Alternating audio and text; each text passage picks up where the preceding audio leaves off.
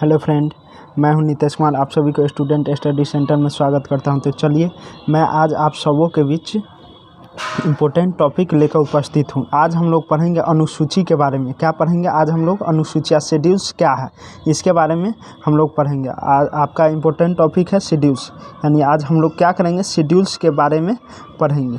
तो देखेंगे सबसे पहले आप अगर हमारे चैनल को अगर सब्सक्राइब नहीं किए हुए हैं तो सब्सक्राइब ज़रूर कर दें। हमारे चैनल का नाम है स्टूडेंट स्टडी सेंटर शिवा। चलिए आगे देखते हैं। पढ़ने से पहले एक मोटिवेशन शायरी। मैदान से हारा हुआ इंसान फिर से जीत सकता है, लेकिन मन से हारा हुआ इंसान कभी नहीं जीत सकता। बात सही है। चलिए आगे क्लास में बढ़िया से पढ़ाई कीजिएगा, क्योंकि आज एक क्या है, महिला गार्ड को नियुक्त किए हुए हैं। देख ही रहे हैं किस तरह से व्यवहार कर रही है महिला गार्ड। चलिए ध्यान से क्या करेंगे? पढ़ने का प्रयत्न करेंगे। इससे हर एग्ज़ाम में पूछने की संभावना रहती है। अनुसूचिया से हर एग्ज़ाम में आता ही है। ठीक है, तो सबसे पहले पढ़ेंगे कि वर्तमान समय में संविधान में 395 अनुच्छेद लिखित रूप से 22 भाग और 12 अनुसूचियाँ हैं। कितना? 395 अनुच्छेद, 22 भाग और 12 अनुसूचियाँ हैं। हम लोग आज अनुसूची के बारे में पढ़ेंगे, तो अनुसूची के बारे में पूर्ण डिटेल करेंगे। मूल संविधान में जो पहले जो था, पूछा जाएगा आपसे कि मूल संविधान में कितना अनुसूचियाँ थी? तो 8 थी। और वर्तमान में अभी अनुसूचियाँ कितना है? तो 12 है। तो इससे आपको अंदाज़ा लग गया कि 4 अनुसूची को बाद में जोड़ा गया। तो आपसे पूछेगा मूल संविधान यानी पहले संविधान में कितना अनुसूचियाँ थी? तो 8। और अभी वर्तमान में कितना अनुसूचियाँ है? तो 12 है। तो हम लोग 8 के बारे में अब तो पढ़ेंगे ही। पहले देखेंगे कि 4 को कौन कौन जोड़ा गया। तो 4 को जो जोड़ा गया, पहला 9वां जोड़ा गया। तो 9वां के बारे में देखेंगे। 9वीं अनुसूची को प्रथम संविधान अधिनियम 1951 के तहत जोड़ा गया। आपको याद रखना होगा, 8 तो मूल संविधान में था ही अनुसूची, लेकिन 12 को अभी वर्तमान में है। तो 4 को जोड़ा गया। तो 9वीं अनुसूची को कब जोड़ा गया था? प्रथम संविधान संशोधन 1951 के तहत। आपको याद रखना होगा कि 9वीं अनुसूची को प्रथम संविधान संशोधन 1951 के तहत जोड़ा गया। हम लोग 9वीं अनुसूची क्या है डिटेल से जानेंगे 12वीं अनुसूची के बारे में। पहले इसके बारे में जान लेते हैं कौन कहाँ से जोड़ा गया। उसके बाद देखेंगे 10वीं अनुसूची जो है, तो 10वीं अनुसूची को 52वें संविधान संशोधन 1985 के तहत जोड़ा गया। तो आपको याद रखना होगा कि 10वीं अनुसूची को किस संविधान संशोधन? तो 52वें संविधान संशोधन कितना के तहत? 1985 के तहत। ये मोस्ट इंपोर्टेंट VVI ऑब्जेक्टिव प्रश्न है। अब देखेंगे क्या है, 11वीं अनुसूची को 73वें संविधान संशोधन 1952 से 93 के तहत जोड़ा गया। यानी आप ज़्यादातर 1993 कह सकते हैं। ठीक है, यानी 11वीं जो अनुसूची है वो कैवें संविधान संशोधन? तो 73वें संविधान संशोधन 1993 भी कह सकते हैं या 92। इसमें हम बता देते, कहीं कहीं एग्जाम में 1992 दिया गया रहता है, कहीं कहीं 1993 दिया रहता है। ऐसे ज़्यादातर 93 दिया गया है। क्यों दिया गया रहता है? क्योंकि 92 में जो है ना, इस अनुसूची को, 11वीं अनुसूची को 73वें संविधान संशोधन के तहत संसद में क्या किया गया था? 1992 में पेश किया गया था, और संसद द्वारा जो पारित करके लागू किया गया था 1993 में। तो आपको क्लियर हो गया होगा कि 1992 93 क्यों दिए, और एग्जाम में 92 दिया गया होगा तो 92 के अनुसार क्या कीजिएगा? टिक लगाइएगा। और 1993 दिया गया होगा तो 93 के अनुसार टिक लगाएंगे। क्योंकि 92 में जो है 11वीं अनुसूची को संसद द्वारा पेश किया गया था। संसद में भले पेश किया गया था, और संसद जो इसे पारित कर दिया गया था, यानी पूर्ण रूप से लागू कर दिया गया था 1993 में। नेक्स्ट क्वेश्चन जो है 12वीं अनुसूची। 12वीं अनुसूची के बारे में ऑल टू ऑल अनुसूची देता है, हम लोग डिटेल से पढ़ेंगे। लेकिन पहले जो मूल संविधान में 8 अनुसूची था, लेकिन उसके बाद अब वर्तमान में 12 है। तो 12 के बारे में जानेंगे। 4 को कौन कौन कब ऐड किया गया था। 12वीं के बारे में देखेंगे कि 12वीं जो हमारी अनुसूचियाँ है 74वें संविधान संशोधन के तहत 1992 से 93, यानी 11वीं और 12वीं का जो डेट सेम है 1992 से 93, लेकिन संशोधन जो है उसमें 11वीं में 73 है और इसमें 74 है। तो आपको याद रखिएगा 1992 में क्या किया गया था? संसद में पेश किया गया था, और संसद द्वारा पारित और पूर्ण रूप से लागू 1993 में कर दिया गया था। तो ध्यान में रखिए 12वीं अनुसूची को 74वें संविधान संशोधन 1993 के तहत जोड़ा गया। अब उससे पहले एक मोटिवेशन शायरी देखेंगे कि दुनिया की हर चीज़ ठोकर लगने से टूट जाती है, एक कामयाबी ही है जो ठोकर खाकर ही मिलती है। बात सही है। चलिए नेक्स्ट आगे पढ़ाई की तरफ ध्यान देंगे। आज हम अनुसूची के बारे में बताया कि 12वीं अनुसूची के बारे में पढ़ेंगे। अनुसूची बहुत टफ लगता है और हर एग्जाम में आने की संभावना रहती है, बच्चे सबको कठिनाई होता है। तो हम एक ट्रिक के माध्यम से आपको याद कराने का क्या करेंगे, प्रयत्न करेंगे कि कैसे आप ट्रिक के माध्यम से याद कर सकते हैं। और ये जो ट्रिक बनाया गया है, आप कोशिश कीजिएगा कि इसके आधार पर आप अधिक 12वीं अनुसूची आपको याद हो जाएगा, समझ में आ जाएगा। ठीक है, तो 12वीं अनुसूची के ट्रिक क्या है, ट्रिक देखेंगे कि आरपीएस ने सीटों के लिए एससी और एसटी के साथ शक्ति की भाषा बोलकर उनकी भूमि को दल बदल करके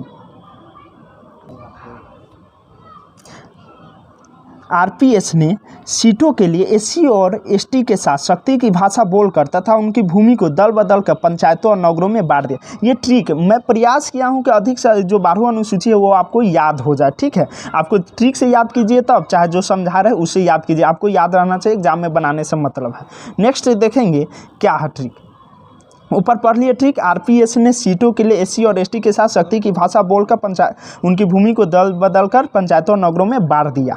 अब देखेंगे ऊपर जो आर था, तो आर का मतलब क्या था, राज्य एवं संघ क्षेत्र। तो यानी ये पहली अनुसूची के बारे में हम लोग पढ़ने जा रहे हैं। याद रखिएगा, आपको ट्रिक जितना ध्यान में न रखिएगा उतना ये याद रखिएगा कि पहली अनुसूची में किसके बारे में वर्णन किया गया। तो ये ट्रिक तो हम लोग ईजी करने के लिए बनाए हैं। ठीक है, यहाँ आप ध्यान दीजिए, पहली अनुसूची में राज्य एवं संघ राज्य क्षेत्र यानी राज्य और केंद्र शासित प्रदेश के बारे में वर्णन किया गया है कि तो अभी वर्तमान में कितने राज्य हैं, तो वर्तमान में अभी 28 राज्य है और केंद्र शासित प्रदेश कितना है, तो 8 है। तो राज्य एवं केंद्र शासित प्रदेश के बारे में जो वर्णन किया जाएगा जो इसके से रिलेटेड, तो वो प्रथम अनुसूची में किया जाएगा। तो आपसे पूछा जाएगा एग्जाम में राज्य एवं केंद्र संघ राज्य क्षेत्र का वर्णन किस पे किया गया है, तो प्रथम अनुसूची में।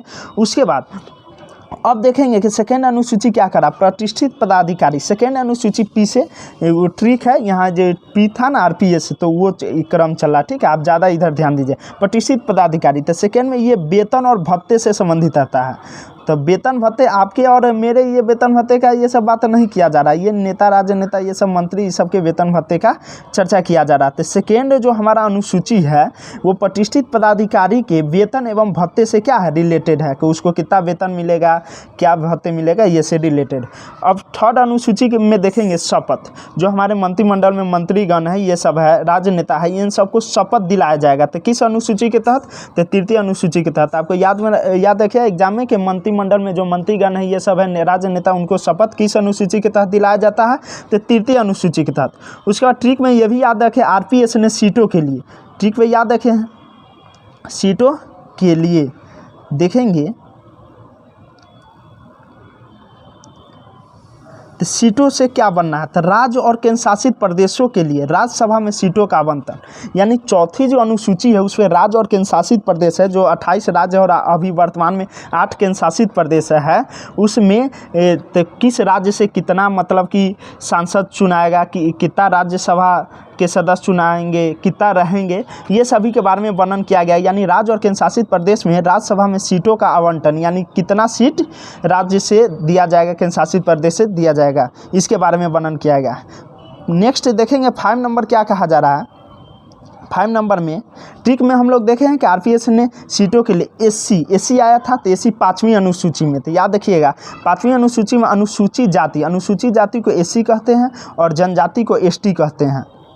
ठीक है, तो 5वीं अनुसूची में जो है अनुसूचित जाति और जनजाति क्षेत्रों की प्रशासन तथा नियंत्रण के बारे में, यानी उसको देख रेख आगे बढ़ावा देने के लिए, पिछड़ा अत्यधिक पिछड़े थे तो उसे आगे विकास होने के लिए, बढ़ावा देने के लिए इसमें 5वीं अनुसूची में उनके बारे में वर्णन किया गया। तो याद रखिएगा ये ट्रिक है सिर्फ एसटी, ये न सोचिए कि इसमें एससी का वर्णन किया गया, एससी और एसटी। तो 5वीं अनुसूची में जो है अनुसूचित जाति और जनजाति के क्षेत्रों को प्रशासन और नियंत्रण के बारे में बताया गया। नेक्स्ट देखेंगे छठा अनुसूची जो है, छठी अनुसूची में असम, मेघालय, त्रिपुरा और मिजोरम राज्यों के जनजाति क्षेत्रों के प्रशासन, जनजाति मतलब एसटी क्षेत्रों के प्रशासन के उपबंध, इसमें विशेष यहाँ छूट दिया गया। छठी अनुसूची में विशेष वर्णन किया गया है, किसके लिए, एसटी के लिए। याद रखिएगा 5वीं अनुसूची में एससी और एसटी दोनों के लिए, अनुसूचित जाति और जनजाति के लिए, और छठी में सिर्फ जनजाति के लिए।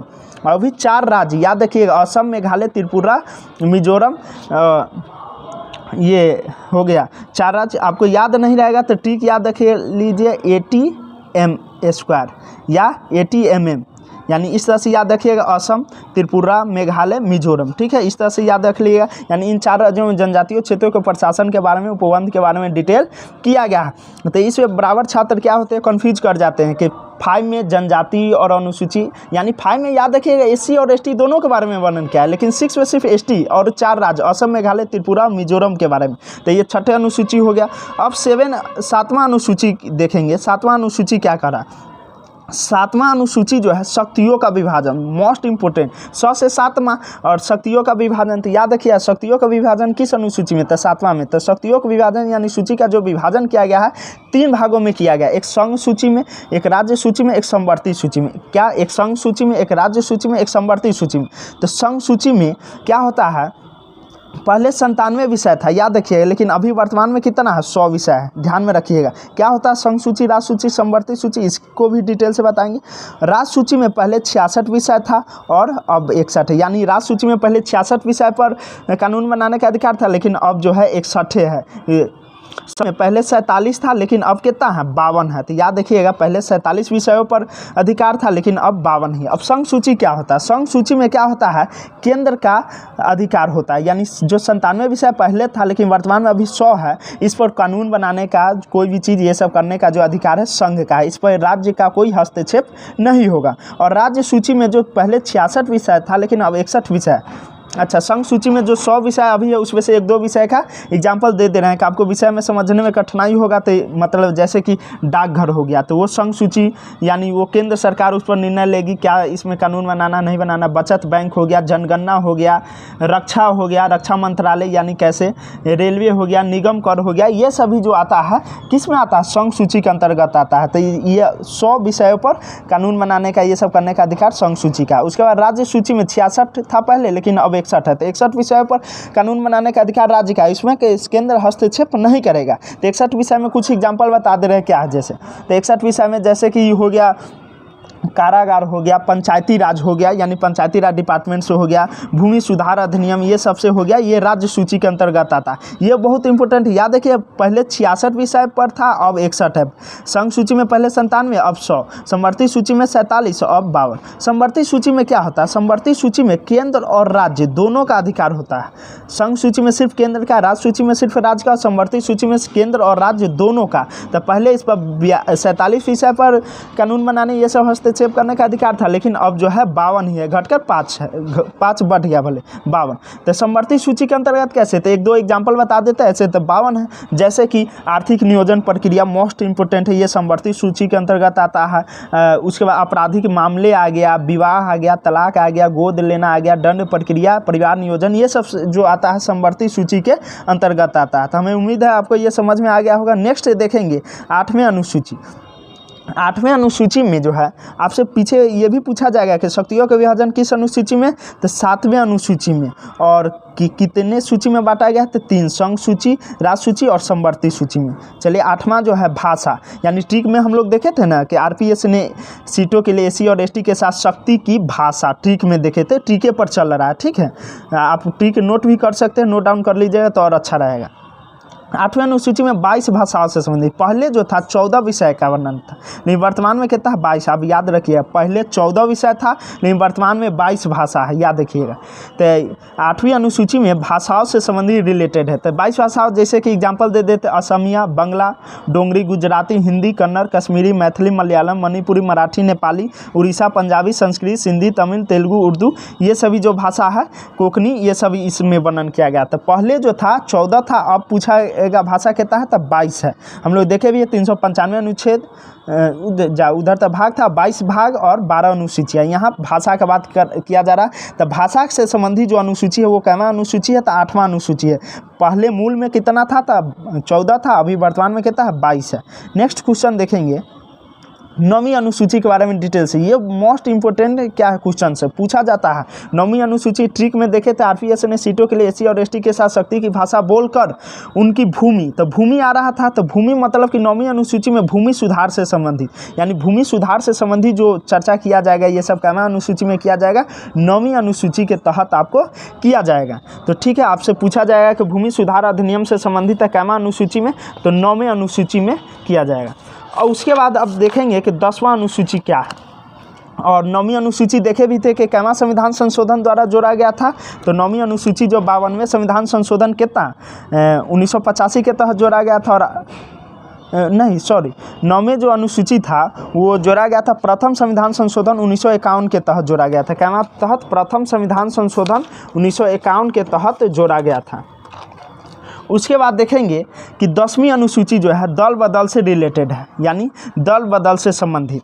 तो पहले जो तो याद रखिएगा 10वीं और दल बदल, यानी पहले दल बदल से पर अब कानून बन गया है। पहले जो राजनेता थे, हमारे नेता थे, वो क्या करते थे, एक पार्टी से दूसरे पार्टी में चले जाते थे। अब जो है अगर एक पार्टी से दूसरे पार्टी में जाएंगे अपने मर्जी से तो क्या करेंगे, उनकी सदस्यता समाप्त हो जाएगी। पहले क्या होता था, हमारे राजनेता या नेता लोग लालच के व्यू से सीट के लिए, केंद्र में मंत्री बनने के लिए क्या हमारे सांसद या विधायक जो है एक पार्टी को छोड़कर दूसरे पार्टी में चल जाते थे लालच की वजह से।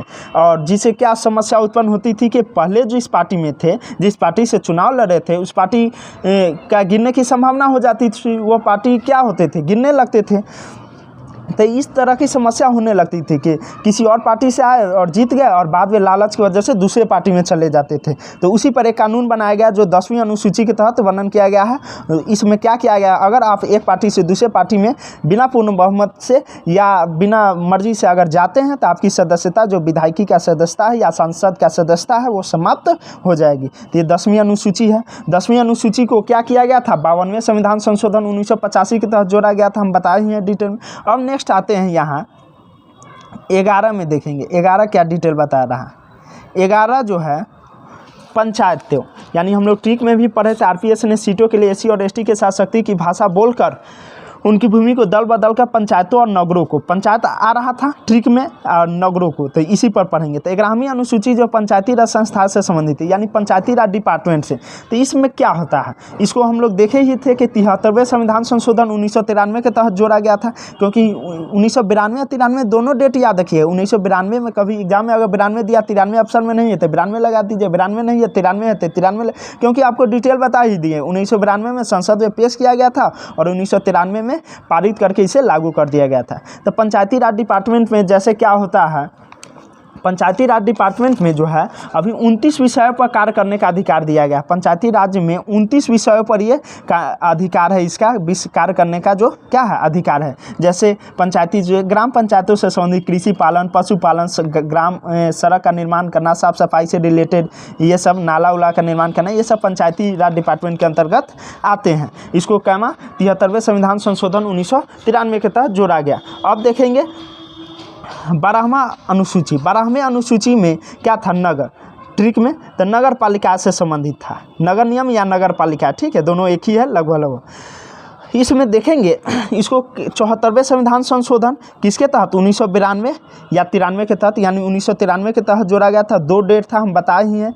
1993 में क्या किया, संसद में पूर्ण रूप से लागू कर दिया गया, पारित करके 12वीं अनुसूची को।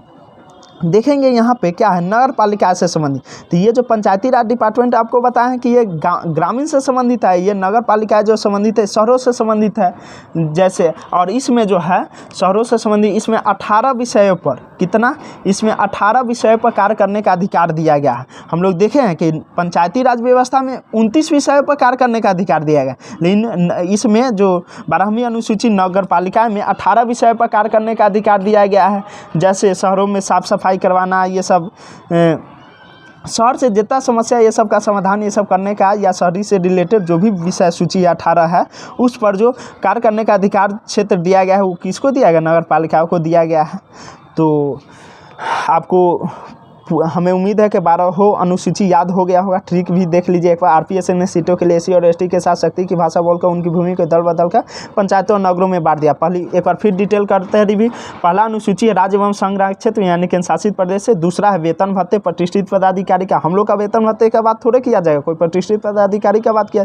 तीसरा शपथ से संबंधित। चौथा जो है राज्य और केंद्र शासित प्रदेश के लिए राज्यसभा में सीटों का आवंटन। पाँचवा जो है एससी यानी अनुसूचित जाति जनजाति एसटी का प्रशासनिक क्षेत्र या नियंत्रण के बारे में उल्लेख किया गया है। छठा जो है सिर्फ एसटी के बारे में, अनुसूचित जनजाति, सीधे जनजाति के बारे में बताया गया है। और किस राज्य? असम, मेघालय, त्रिपुरा, मिजोरम के बारे में। सातवां जो है शक्तियों का विभाजन से रिलेटेड है। आठवां है भाषाओं से संबंधित है। और नौवां पूछिएगा तो भूमि सुधार से संबंधित। 10वां दल बदल से। 11वां पंचायती राज संस्था से। और 12वां नगर पालिका से। तो एग्जाम में इसे क्वेश्चन आता ही है और हर एग्जाम में किसी ने कोई ना कोई क्वेश्चन पूछ दिया जाता था। हमें उम्मीद है पूर्ण रूप से समझ में आ गया होगा। और इस तरह से अगर वीडियो आपको आगे देखना है तो क्या करें, वीडियो को लाइक कर दे, शेयर कर दे और चैनल को सब्सक्राइब कर दे। फिर मिलेंगे नेक्स्ट वीडियो में। जय हिंद, जय भारत।